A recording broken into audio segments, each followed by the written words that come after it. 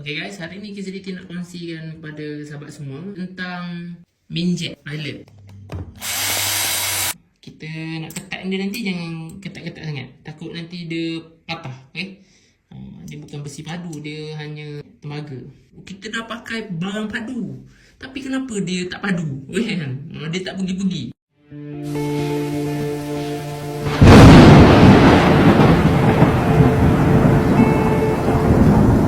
Apabila sahabat dah upgrade spek blok besar, contoh daripada standard, DFI standard, pakai blok 53, 54, 55, 56 ataupun spek yang lagi tinggi, okay?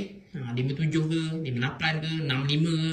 Jadi perkara yang paling penting, okay? Perkara yang paling penting adalah minjet, okay? Minjet dan pilot.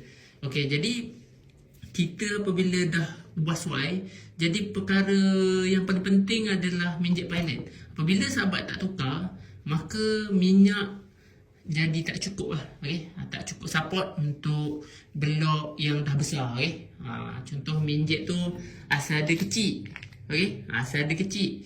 Jadi kecil dia tu untuk size standard, size standard FI.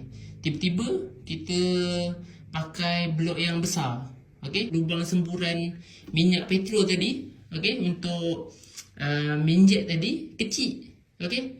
Bila kita dah upgrade blok besar, maka kita perlu minjet yang lebih besar untuk disembuh minyak yang lebih besar supaya cukup, okay? Apabila tak cukup, apa yang berlaku berdasarkan pengalaman KZDT, dia akan jadi jam, okay? Dia akan jadi jam panas, okay? Dia jadi piston cair, piston hilang, okay? Piston hilang, rod hilang. Jadi perkara yang paling penting perlu dititik berat yang adalah minjet pilot lah, okay? Selepas dah up spec, okay? Kita dah tukar blok besar kan, head pun valve dah besar, jadi cam dah racing, okay? Jadi orang panggil apa, sistem clutch dah pakai hyper clutch, okay? Dah pakai 5 spring ataupun 4 spring racing ataupun 6 spring, okay? Jadi kita lebih utamakan komponen yang memberi kelajuan, tapi kita tak fikir dari segi ketahanan, okay? Ketahanan mesin tu, okay?